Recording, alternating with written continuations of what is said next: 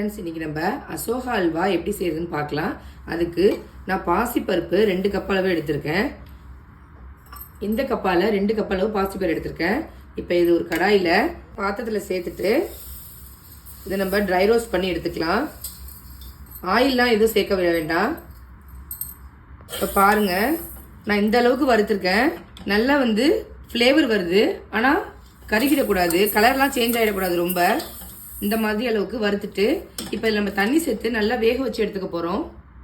பாசிப்பயிரை ஆறுனதுக்கப்புறமா 2 time wash பண்ணிவிட்டு இதில் மூழ்கிற அளவுக்கு தண்ணி சேர்த்து அடுப்பில் வச்சுருக்கேன். இப்போ இது நல்லா ஒரு 3லேருந்து 4 விசில் இப்போ இதை குக்கரில் சேர்த்து 3லேருந்து 4 விசில் வரைக்கும் வச்சு வேக வச்சு எடுத்துக்கோங்க. அங்கே நல்லா வெந்திருக்கு.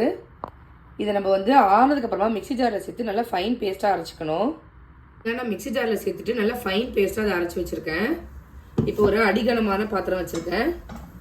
இப்போ இதில் ஒரு 2 டேபிள் ஸ்பூன் அளவுக்கு நெய் சேர்த்துக்கோங்க.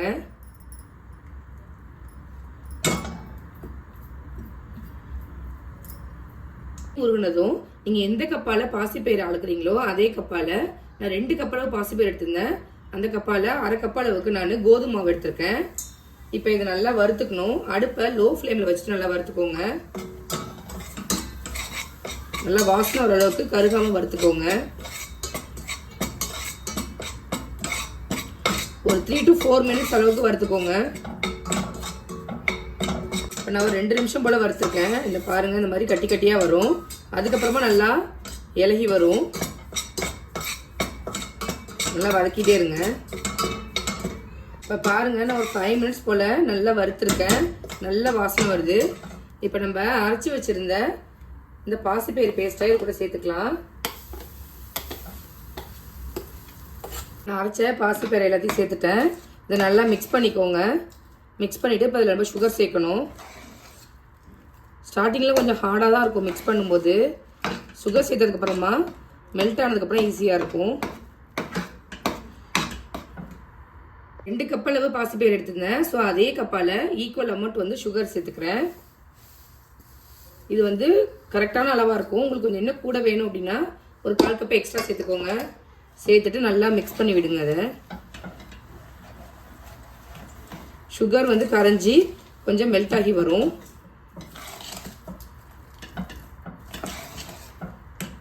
இதில் இப்போ ஒரு பிஞ்ச் அளவுக்கு சால்ட்டு சேர்த்துக்கோங்க. இப்போ பாருங்கள், சுகர் சேர்த்தோன்னே எந்த அளவுக்கு மெல்ட் ஆகி வந்திருக்கு அப்படின்னு. இப்போ அதை கைவிடாமல் கிளறிட்டே இருக்கணும். இந்த ஸ்டேஜில் நீங்கள் வேணால் ஃபுட் கலர் ஆட் பண்ணிக்கலாம். நான் ஃபுட் கலர் சேர்க்க மாட்டேன், அதனால் இதே கலரில் தான் செய்கிறேன். இப்போ இதில் கொஞ்சம் கொஞ்சமாக நெய் சேர்க்க ஆரம்பிக்கணும்.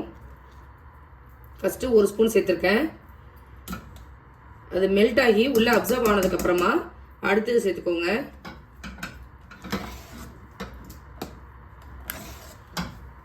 ஸ்பூன் சேர்த்து நல்லா நெய்யெல்லாம் உள்ளே அப்சர்வ் ஆகிட்டு அடுத்த ஸ்பூன் சேர்த்துக்கிறேன். சேர்த்துட்டு நல்லா மிக்ஸ் பண்ணி விட்டுக்கோங்க.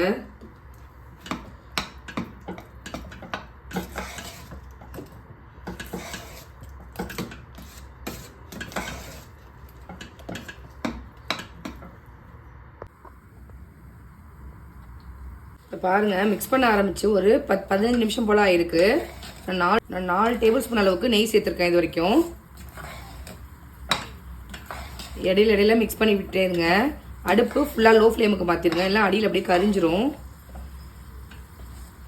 இப்போ இதில் கொஞ்சமாக நெய்யில் வறுத்த முந்திரியை சேர்த்துக்கலாம்.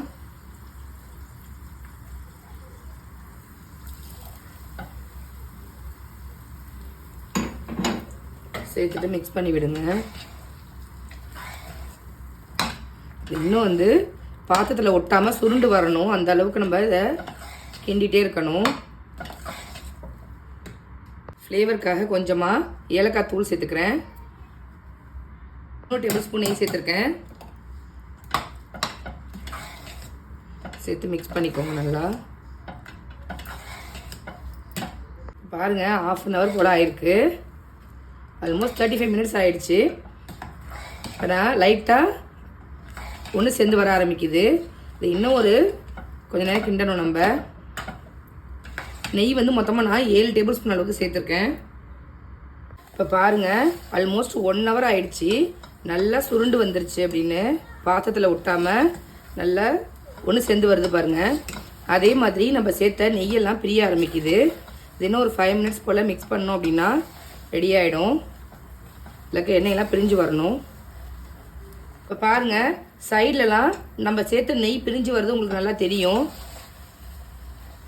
இந்த மாதிரி நல்லா இங்கே பாருங்கள் சுருண்டு வருதுன்னு. இந்த அளவுக்கு நம்ம மிக்ஸ் பண்ணணும். ஆல்மோஸ்ட் 1 hour ஆயிடுச்சு. அசோகா செய்யறதுக்கு டைம் எடுக்க தான் செய்யும். பாருங்கள் எப்படி நல்லா இதாகிட்டு வந்திருக்கு அப்படின்னு. இன்னும் ஒரு 2 நிமிஷத்தில் இதை ஸ்டவ் ஆஃப் பண்ணிடலாம். நம்ம எங்கள் ஊர் சைடில் கல்யாணத்தில் அசோகா இல்லாமல் கல்யாணமே நடக்காது. அந்தளவுக்கு எங்கள் ஊர் சைடில் அசோகா ரொம்ப ஃபேமஸ்ஸு. இந்த மாதிரி மிக்ஸ் பண்ணிகிட்டே வந்தீங்க அப்படின்னா பாருங்கள் ஒட்டாமல் இவ்வளோ அழகாக அவ்வளோதான் ரெடி ஆகிடுச்சு. பாருங்கள் எவ்வளோ சூப்பராக ரெடியாக இருக்குது அப்படின்னு. நீங்களும் இதே மாதிரி உங்கள் வீட்டில் செஞ்சு பாருங்கள். எப்படி இருக்குது அப்படிங்கிறத கமெண்ட் பண்ணுங்கள். நான் போடுற ரெசிபிஸ்லாம் உங்களுக்கு பிடிச்சிருந்தா நம்ம சேனலை லைக், ஷேர் அண்டு சப்ஸ்கிரைப் பண்ண மறக்காதீங்க. தேங்க்யூ.